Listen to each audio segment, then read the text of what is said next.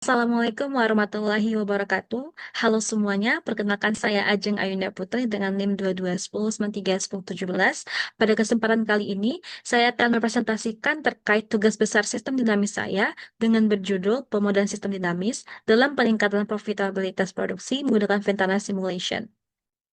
Jadi, tugas besar ini diadaptasi dari jurnal yang sama yang diterbitkan pada tahun 2023 pada jurnal Resticom atau Riset Teknik Informatika dan Komputer. Dan selanjutnya, yang pertama kita akan membahas dulu terkait deskripsi sistemnya. Jadi, sistem produksi dan penjualan pada UMKM Atmaja yang eh, dimodelkan sebagai sebuah sistem dinamis untuk memahami bagaimana berbagai variabel itu saling berinteraksi dan memengaruhi profitabilitas bisnis dari waktu ke waktu. Nah, berikut merupakan alur sistemnya. Yang pertama yaitu permintaan pelanggan yang membentuk tingkat pesanan, lalu pesanan yang masuk akan menambah jumlah pesanan tertunda, dan yang harus dipenuhi oleh proses produksi. Yang ketiga, untuk mengurangi backlog tersebut, proses produksi dijalankan sehingga menghasilkan produk keluar yang kemudian dikirim kepada pelanggan. Yang keempat, produk yang berhasil dikirim itu dicatat sebagai penjualan, dan penjualan tersebut menjadi sumber pendapatan bagi UMKM.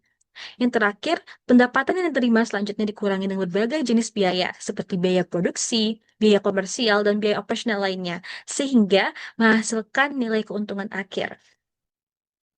Nah, ini merupakan stock flow diagram dari sistem dinamis yang akan dirancang. Jadi, terdapat beberapa loop pada causal diagram ini. Jadi, ada 3 loop balancing loop, ada 3 reinforcing loop. Jadi, untuk reinforcing loop ini, yaitu suatu loop yang saling menguatkan antar variabel satu dengan variabel lainnya. Contohnya, saya akan menjelaskan terkait reinforcing loop nomor 2 ini antara permintaan dan tingkat pesanan. Jadi antara dua variabel ini menunjukkan adanya saling menguatkan antara permintaan dan tingkat pesanan, di mana jika permintaan tersebut semakin tinggi, maka besar tingkat pesanan ini akan semakin tinggi juga. Dan ini berdampak pada permintaan pada periode-periode berikutnya. Untuk contoh dari balancing loop, yaitu pada variabel produk keluar, pesanan tertunda, produksi, dan pengiriman, di mana ketika pesanan tertunda naik, hal ini memicu peningkatan produksi dan produksi yang lebih tinggi menghasilkan lebih banyak produk yang keluar.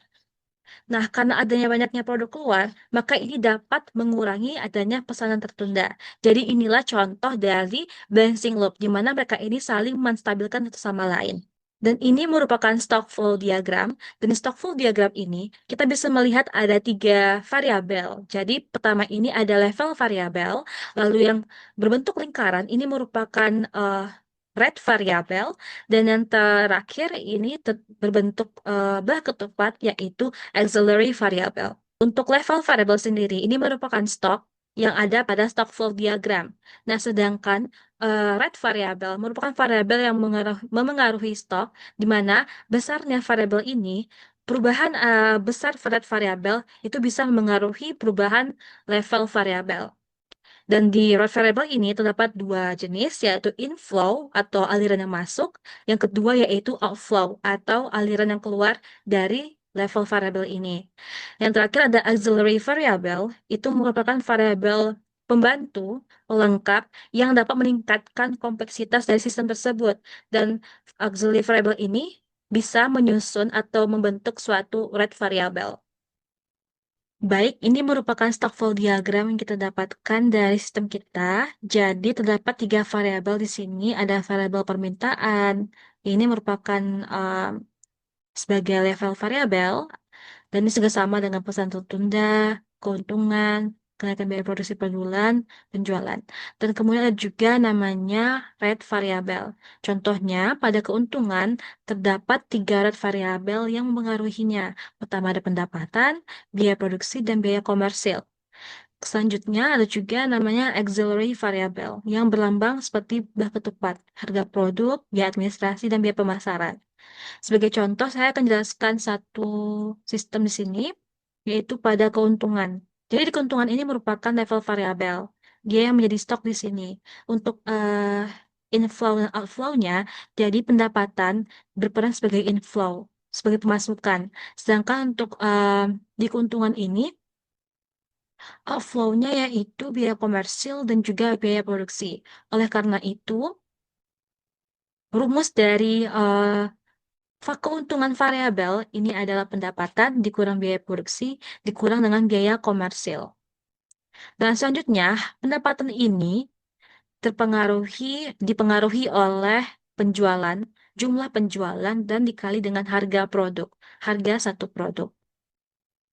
Selanjutnya, untuk biaya komersil sendiri itu dipengaruhi oleh biaya administrasi dan biaya pemasaran. Jadi kita jumlahkan biaya tersebut. Selanjutnya untuk biaya produksi. Untuk biaya produksi sendiri itu dipengaruhi oleh beberapa biaya. Seperti biaya aksesoris, biaya tenaga kerja, biaya listrik, biaya pengemasan, dan biaya bahan bakar, serta biaya alat dan bahan. Dan supaya terdapat adanya fluktuasi, ini juga dipengaruhi oleh fraksi kenaikan biaya produksi, banyak kenaikan biaya produksi. Oleh karena itu, kita di sini melihat adanya penambahan level variabel, yaitu level variabel kenaikan biaya produksi per bulan. Dan rumusnya memang jumlah dari biaya-biaya tadi. Kenaikannya itu dipengaruhi oleh fraksi kenaikan produksi, biaya fraksi kenaikan biaya produksi. Dan saya memakai 30% per bulannya. Dan oleh karena itulah didapat biaya produksi di mana biaya produksi ini sendiri rumusnya adalah kenaikan biaya produksi per bulan tadi dikali dengan Rp1 per bulan untuk menambahkan satuan. Untuk mengetahui bulan selanjutnya, kita bisa runningkan program ini dan didapat bahwa inilah hasil dari runningan kita. Di mana untuk pengelompokannya sendiri saya kelompokkan berdasarkan persamaan satuan.